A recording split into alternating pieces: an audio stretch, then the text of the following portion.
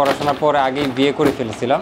বিয়ে করার পর আসলে তখন তো চাকরি ছিল না, তো অনেক 4-5 মাস যাওয়ার পর আমি একটা চাপে পড়ার কারণে পরে ভাবলাম যে কোনো চাকরি হোক আমার করতে হবে। তো এইভাবে আমি একটা কুরিয়ার কোম্পানিতে বিজনেস ডেভেলপমেন্ট ম্যানেজার পদেই কাজ করবো।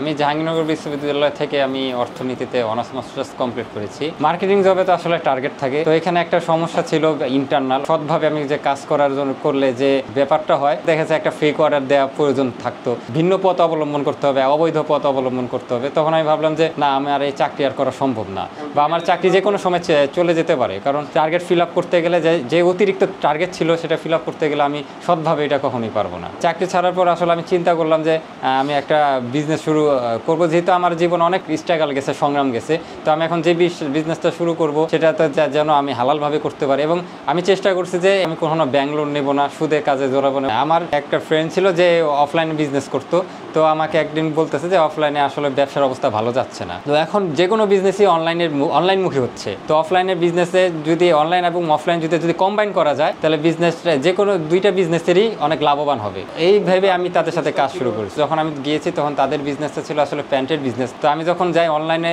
আমি খুচরা বিক্রি করি, তারা আমাকে এইভাবে হেল্প করছে যে তাদের পাইকারি প্যান্টগুলো আমাকে খুচরা বিক্রি করার জন্য দিয়েছিল। আর আমি তখন ফেসবুক মার্কেট প্লেসে অর্গানিকভাবে আমি সেল করতাম ছবি তুলে। তো এই ছবি তুলে প্রোডাক্ট দিতে দিতে আমার মোটামুটি কন্টেন্টের একটা আইডিয়া হয়। ওইখান থেকে আমার শুরু। ছবি দিয়েও বিক্রি করা যায়, ছবি দিয়ে যে কন্টেন্ট তৈরি করা যায়, এইটা আমার আইডিয়াটা ওই ফেসবুক মার্কেট প্লেস থেকে আসে। আমার বন্ধুর যে বিজনেসটা ছিল গার্মেন্টসে, তো ওই বিজনেসে অবস্থায় ভালো ছিল না বলে তো আমরা সবাই পরিকল্পনা করলাম যে যেহেতু আমরা যে প্রোডাক্টটা আনতেছি এই প্রোডাক্টটা ভালো এবং উন্নত মানের, এবং এই প্রোডাক্ট নিয়ে একটু কাজ করতেছে না। এই প্রোডাক্টটা আমি মোটামুটি অনলাইনে যখন আমি প্যান বিক্রি করতেছিলাম, শার্ট বিক্রি, তো আমার বিভিন্নভাবে অ্যাড আসতো, বিভিন্ন বাইরের প্রতিষ্ঠান যেগুলো ছিল ওইগুলো অ্যাড আসতো। আমি ঘাটাঘাটি করতে করতে এই প্রোডাক্ট আমার চোখে ভালো লাগছে। তো ভালো লাগার পর আমি ওই ইমেজটা নিয়ে আমি প্রি অর্ডারের জন্য প্রোডাক্টটা আমি ওই মার্কেট প্লেসে ছেড়ে দিচ্ছি। তখন অনেক কাস্টমার এসে আমাকে নক দিছে, বলছে যে আমি তাদের সাথে কথা বললাম যে প্রোডাক্টটা আনতে সময় লাগবে, আপনাদের কোনো সমস্যা আছে?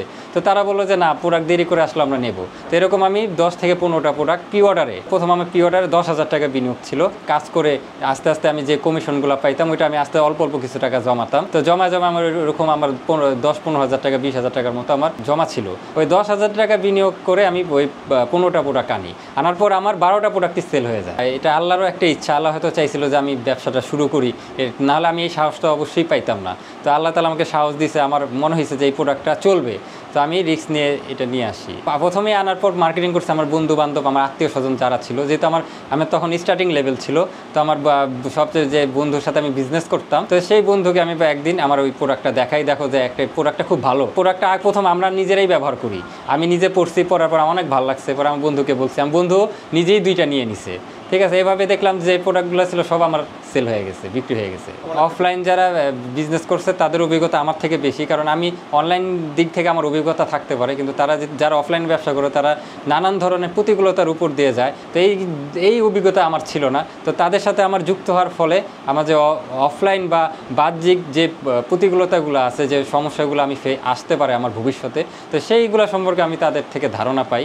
তো এই ক্ষেত্রে আমার অনলাইন এবং অফলাইন এই দুই ক্ষেত্রে আমার জন্য খুব সুবিধা হয়। অনলাইনের ক্ষেত্রে আমি কাজ করি, অফলাইনের ক্ষেত্রে আমার বড় ভাই, আমার ওই বন্ধু, দুইজনে আমাকে সাহায্য করে। এবং ইনভেস্টমেন্ট, বিনিয়োগের যে প্রয়োজন ছিল, বিনিয়োগের ক্ষেত্রেও তারা আমাকে খুব অনেক বেশি হেল্প করে থাকে। এই প্রোডাক্টগুলো আমরা মূলত জগিং বা জিমের জন্য বেশিরভাগ ব্যবহার করা হয়। ভালো কমফোর্টেবল একজন জুতা, ব্লাড সার্কুলেশনটা মেনটেন করে। মূলত হচ্ছে আমরা যে সময় ক্যাজুয়াল জুতা পরে থাকি সেগুলো হচ্ছে টাইট হয়। টাইট হওয়ার কারণে আমাদের ব্লাড সার্কুলেশন প্রপারলি হয় না, এবং আমাদের পায়ের যে ন্যাচারাল গ্রোথে বাধা হয়। আর পায়ের ন্যাচারাল গ্রোথে বাধা মানে স্বাস্থ্যের যে কোনো সমস্যার জন্য একবারে দায়ী থাকে। তো এই ধরনের প্রোডাক্টগুলো আমাদের মূলত হচ্ছে ন্যাচারাল গ্রোথের জন্য চিন্তা করেই বানানো। তো এইটার 2টা মডেল আছে। এই আমাদের একটা মডেল হচ্ছে গিয়ে ব্ল্যাক কালার, এটা হচ্ছে জিম এবং ক্যাজুয়ালের জন্য। এটার মধ্যে ওয়াটার ড্রেনেজ সিস্টেম আছে, পাশাপাশি হচ্ছে গিয়ে একটা হানিকম সোল আছে, এবং এটার মধ্যে এন্টি সোয়েট সিস্টেম আছে। পাশাপাশি এইটারই একটা আপডেট মডেল হচ্ছে এইটা, যেটার মধ্যে আপনার ট্রেকিং করতে যাচ্ছেন বা ঢাকার বাইরে কোথাও যাচ্ছেন, পাহাড় উঠতে যাচ্ছেন, নন স্লিপ এবং ভালো গ্রিপের এই প্রোডাক্টটা।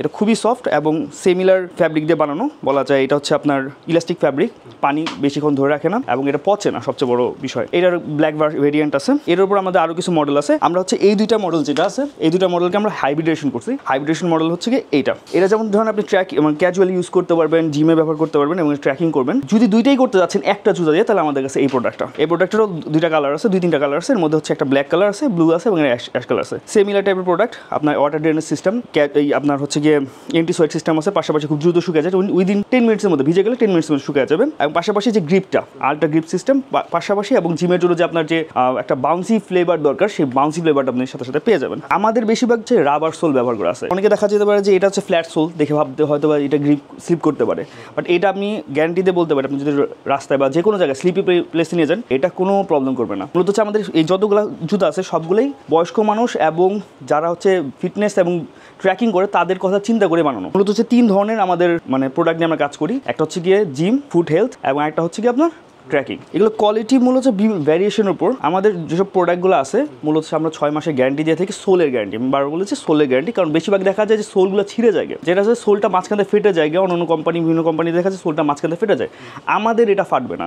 দেখেন, উপরে গ্যারান্টি যদি কেউ দেয়, সেটা আসলে বাংলাদেশের প্রেক্ষাপটে ঠিক না। কারণ আমাদের যেরকম আমরা ওয়েদারে চলি, যেরকম রাস্তায় চলি, দেখা যায় যে কোনো সময় একটা ছোট একটা খোঁচা লেগে নষ্ট হয়ে যেতে পারে। কিন্তু সোলটা হচ্ছে সবচেয়ে ইম্পর্টেন্ট। সোলের আমরা 6 মাসের গ্যারান্টি দিচ্ছি, এবং এগুলো হচ্ছে সবগুলা বলা যায় যে এই মডেলগুলোর যত বেস্ট কোয়ালিটি আছে সেই বেস্ট কোয়ালিটি। বিয়ার ফুডের সবচেয়ে বেস্ট কোয়ালিটি এই ধরনের প্রোডাক্টগুলোই। অনলাইনের ক্ষেত্রে অনেকেই দেখা যায় এখানে অনেক প্রফিট আছে, অনেক টাকা ইনকাম করা যায়। আসলে পরিশ্রম ছাড়া কোনো কিছুই সফলতা সম্ভব না। তো পরিশ্রম সব জায়গায় থাকে। আমার কাছে মনে হয় অফলাইনে থেকে অনলাইনে পরিশ্রমটা আরো অনেক বেশি, কারণ আপনার কাস্টমারকে আকৃষ্ট করে নিয়ে আসতে হইতেছে, আপনার কোয়ালিটিফুল কন্টেন্ট তৈরি করতে হইতেছে, হ্যাঁ, আপনার কোয়ালিটিফুল প্রোডাক্ট দিতে হইতেছে। নাহলে কাস্টমার আপনার থেকে কখনোই কিনবে না। কাস্টমার দোকানে চলে যাবে, দোকান থেকে প্রোডাক্ট কিনবে।